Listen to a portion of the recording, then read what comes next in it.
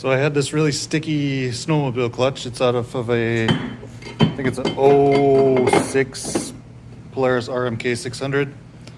I took it apart using a big pipe wrench, a big pipe, a hammer, and this thing on my bench. It's just a piece of thread rod, a few lag bolts to hold the bottom right there. Tightened it down, and then used the big pipe wrench on the spider, and it came right apart.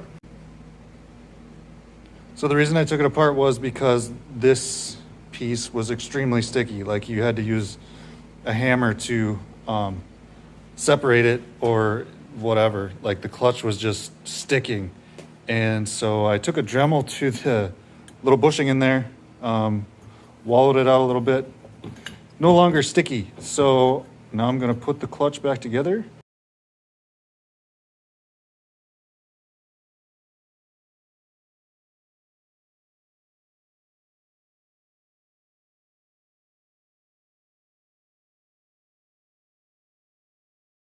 Just spin this back on, get it lined up with the buttons in these channels, and then I'll use the pipe wrench to tighten it up.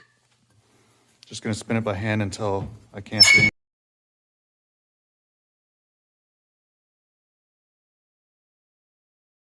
Just get the clutch tightened to the bench so I can really torque on it with the pipe wrench and the pipe. It's obviously not the right way to do it, and it does put a lot of pressure and strain on these. Hopefully I don't break one off. If I do, oh well. I mean, this clutch was shot in the first place, so we'll see.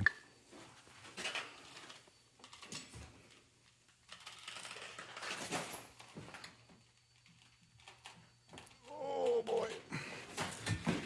I don't know the actual torque that it's supposed to be, but it was crazy tight coming off.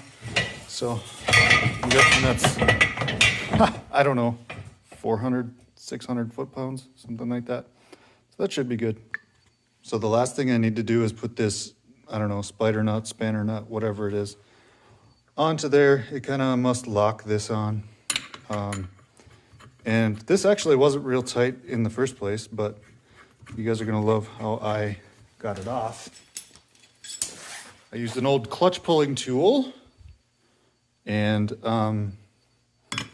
just did this whole trick.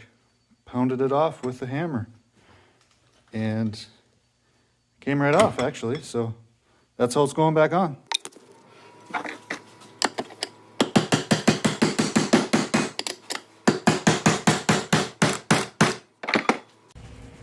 And that's how you rebuild a snowmobile clutch the completely wrong way.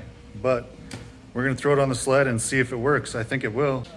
So all you really need is a couple of lag bolts in the bench itself to hold the back of the clutch. I shouldn't say lag bolt, a piece of thread rod. A big pipe wrench. You're gonna need a big pipe because there's a ton of torque on that thing, like a lot. And you need a nut, obviously, to hold that. A big hammer and some form of punch to get that little spider off. And you should be rolling. So that's how to do it the wrong way. So the one specialty tool you will need to pull a clutch is a clutch puller tool. Depending on your sled, like a Polaris twin, this is the tool you need. Almost every Polaris twin, newer ones, older ones, doesn't matter. This tool works.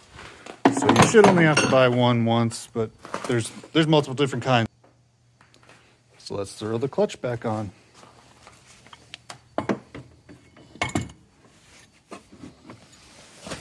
Just put it on like that. Find the bolt that I lost. This is what the bolt looks like that holds the primary on.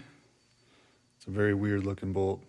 I actually broke one of these bolts off inside of the primary ones, and that was insanely hard to get out, but Can't remember how I actually ended up doing it, but there is a way, and I did do it. But anyways, you don't need the hat on. You just need to get this bolt on, get it tightened up, and then we will put the hat and the spring on and test it out. And I'm just hitting it with the impact. I know that that's another thing you're not supposed to do, but that's what I'm doing.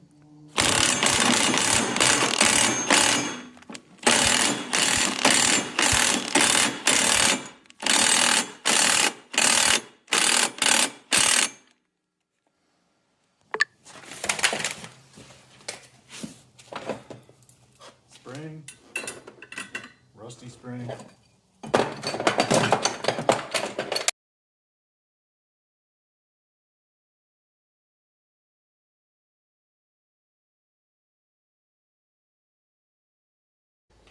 Okay, now we got to get the track up off the ground, which I just put a ratchet strap from the back of the sled up to my rafters. It works great. And then we'll put the belt on. The reason I did that is because I don't have actually a bolt to open this clutch up. If you have that, you can go without putting the track up in the air, but this way I can spin the track and get the belt on, and then we can test it out in the garage.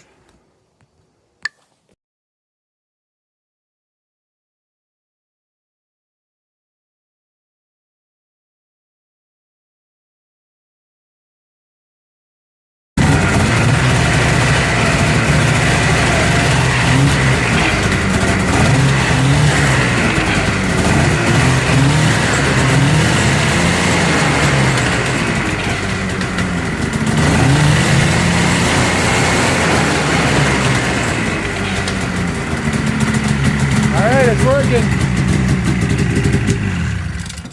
We're golden.